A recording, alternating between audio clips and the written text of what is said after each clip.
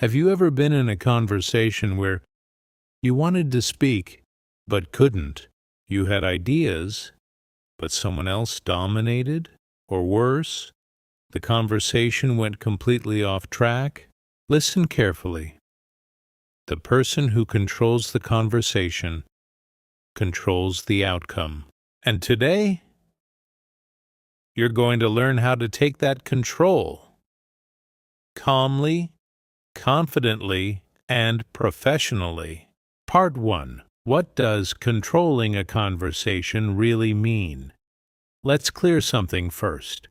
Controlling a conversation does not mean interrupting people, being rude. Talking the most real control is subtle. It means guiding the direction, managing the energy, leading without force. Think about leaders, CEOs, successful speakers. They don't shout, they don't fight for attention, yet everyone listens. Why? Because they control the flow. Part 2. The number 1 rule. Who asks questions controls the conversation. This is powerful. Let me repeat. The person asking questions controls the conversation. Why? Because questions direct focus, change topics, control depth. Example, instead of saying, "I think this project is important," say, "What do you think is the most important part of this project?" Now you are in control. Part 3. The power of pause.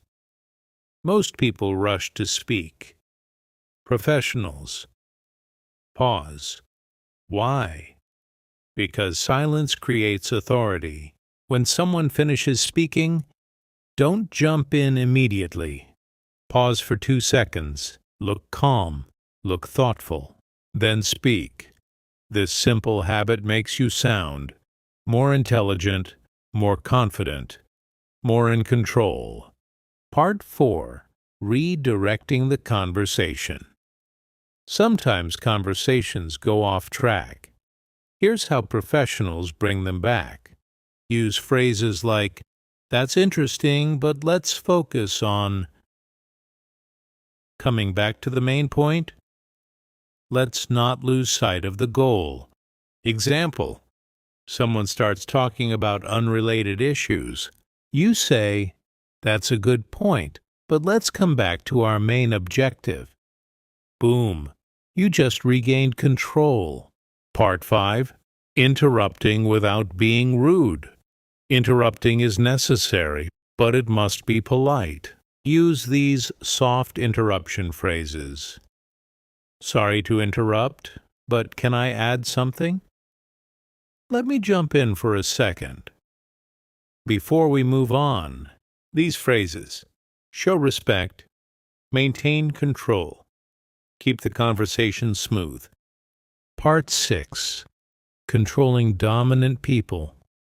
You've met them, people who talk non-stop. Here's what to do. 1. Wait for a breath. 2. Jump in politely. 3.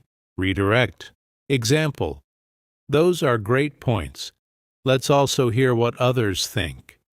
Now you've balanced the conversation. Part 7. Using your tone and body language. Control is not just words, it's eye contact, calm voice, slow speaking. If you speak too fast, you lose control. If you avoid eye contact, you lose authority. Speak slower than normal. It instantly makes you look powerful. Part 8. Structuring your speech. People who ramble lose control. People who structure lead conversations.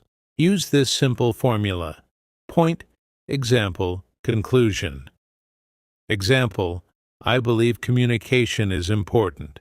For example, teams fail when they don't communicate clearly. So strong communication leads to success. Clear, controlled, powerful. Part 9. Handling disagreements. Never lose control emotionally. Instead of saying, "You're wrong," say, "I see your point, but I have a different perspective." This keeps respect, control, professionalism. Part 10. Ending conversations like a leader. Most people don't know how to end conversations. Leaders do. Use phrases like, "Let's summarize what we discussed." So the key takeaway is, "Let's move forward with this plan. Now you close the conversation." Final message. Power statement. Remember this. Conversation control is not about power over people. It's about clarity, direction, and confidence. When you master this skill, you don't just speak better. You lead better. You don't just join conversations. You own them. If you want to speak like a leader, start practicing today in your next conversation. Ask better questions, use pauses, guide the direction, and watch what happens. People will start listening to you. This is day 51, and you're no longer just learning English, you're mastering communication.